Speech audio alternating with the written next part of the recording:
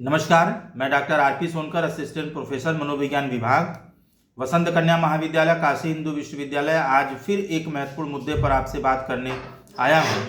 प्रिय विद्यार्थियों, आज मैं जिस मुद्दे पर आपसे बात करूँगा वह यह है कि बीएचयू रेट या रेट एग्जम्प्टेड के थ्रू यदि आपका एडमिशन पीएचडी के लिए होना तय हुआ है या आपका पीएचडी में सिलेक्शन हुआ है, तो इसके बाद आगे की प्रक्रिया आपको क्या करना होता है, इस महत्वपूर्ण मुद्दे पर मैं आपसे बात करूंगा। इसे विस्तार से मैं आपको बताऊंगा। प्रिय विद्यार्थियों, सबसे पहले पीएचडी में फाइनल सिलेक्शन होने की अवस्था में या मेरिट लिस्ट में आपका नाम आने के बाद डिपार्टमेंट के द्वारा आपको मेल के थ्रू या स्टूडेंट पोर्टल के थ्रू या मैसेज के थ्रू या फ़ोन के द्वारा सूचित किया जाता है और जल्द से जल्द आपको अपने संबंधित विभाग में रिपोर्ट करने के लिए कहा जाता है। प्रिय विद्यार्थियों, इसमें कुछ कैंडिडेट्स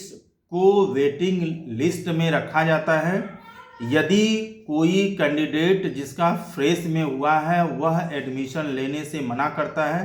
तो उस कंडीशन में वेटिंग लिस्ट में रखे गए कैंडिडेट को एडमिशन कराने का मौका प्रदान किया जाता है। आपको डिपार्टमेंट में या एफिलिएटेड कॉलेजेस में यानी दोनों जगहों पर संबंधित टीचर्स से बात करके उनकी सहमति लेनी पड़ती है जिसके अंडर में आप रिसर्च करना चाहते हैं। प्रिय विद्यार्थियों, यदि कोई टीचर आपको रिसर्च कराने की अपनी सहमति प्रदान करते हैं तो उस अवस्था में आप एक एप्लीकेशन लिख करके संबंधित टीचर से आप उस पर साइन कराते हैं और इसके साथ ही साथ यानी एप्लीकेशन के साथ साथ आपको डिपार्टमेंट की तरफ से एक कंसेंट पेपर होता है जिसको भर करके भी आप अपने टीचर से साइन कराते हैं और साथ ही साथ एप्लीकेशन कंसेंट पेपर दोनों पर जहां आपका और आपके सुपरवाइजर दोनों का साइन होता है के साथ साथ आपको डिपार्टमेंट में अपने सारे डॉक्यूमेंट्स का एक सेट जो फोटोकॉपी होता है वह भी इन दोनों के साथ सबमिट करना अनिवार्य होता है। यदि आप बीएचयू के स्टूडेंट रहे हैं तो उस कंडीशन में आपको टीसी और सीसी जैसी चीज़ें जमा करने की ज़रूरत नहीं होती है क्योंकि आपका टीसी और ये सीसी दोनों चीज़ें जो है बीएचयू में ऑलरेडी होता है क्योंकि आप वहाँ के स्टूडेंट होते हैं। लेकिन अगर आप दूसरे यूनिवर्सिटी से आए हैं तो उस कंडीशन में टीसी और सीसी भी सारे डॉक्यूमेंट्स के जमा करने के साथ साथ टीसी और सीसी भी आपको अपने डिपार्टमेंट में सबमिट करना जरूरी होता है। यदि आपका एडमिशन एफिलिएटेड कॉलेजेस में से किसी कॉलेज में होता है तो ये सारी चीज़ें आपको संबंधित कॉलेज में सबमिट करना अनिवार्य होता है। कोई टीचर आपको रिसर्च कराएंगे या नहीं कराएंगे यह कई बातों पर डिपेंड करता है।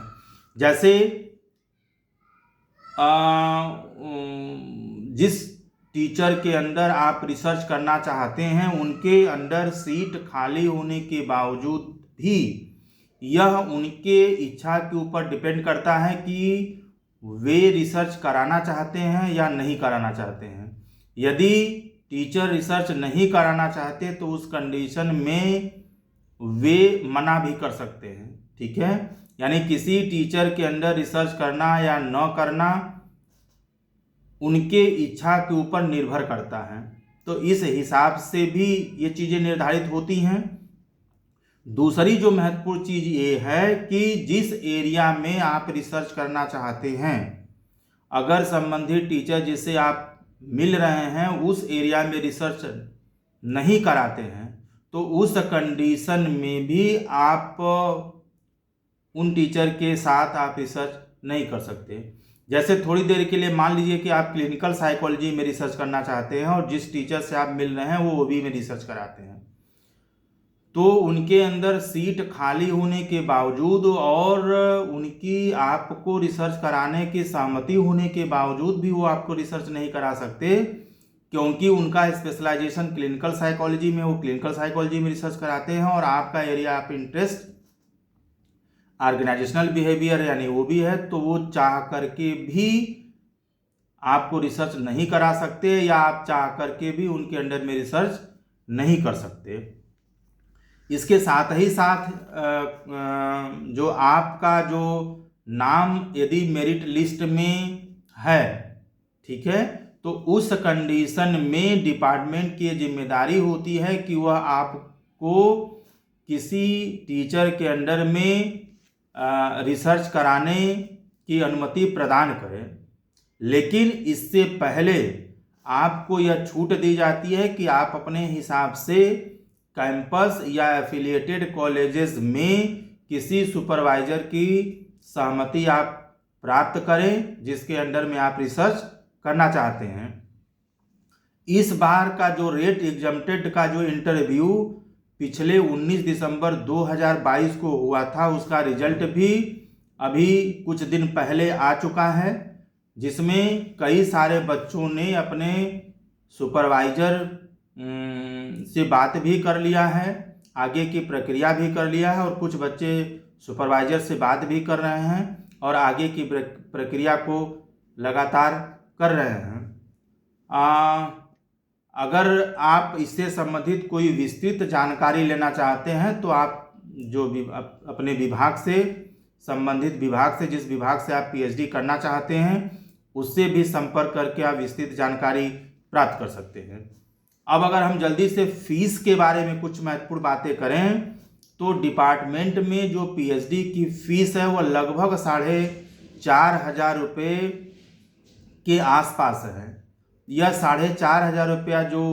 फीस है यह 1 साल के लिए होता है, यानी आपको हर साल निर्धारित जो फीस होता है वो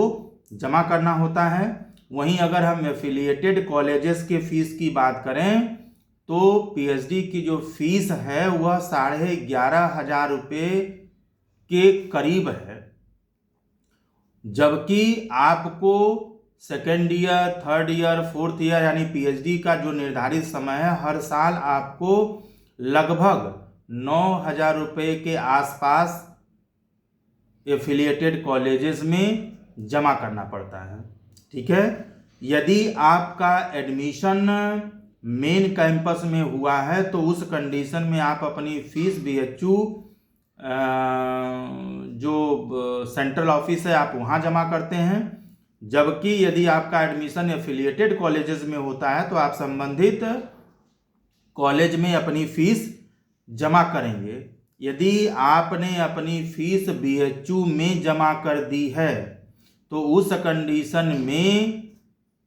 मान लीजिए कि आपका एडमिशन किसी एफिलिएटेड कॉलेज में हो रहा है, इसको फिर से समझिएगा कि मान लीजिए कि आपने अपनी फीस एफिलिएटेड कॉलेजेस में एडमिशन होने के बावजूद बीएचयू में जमा कर दी है,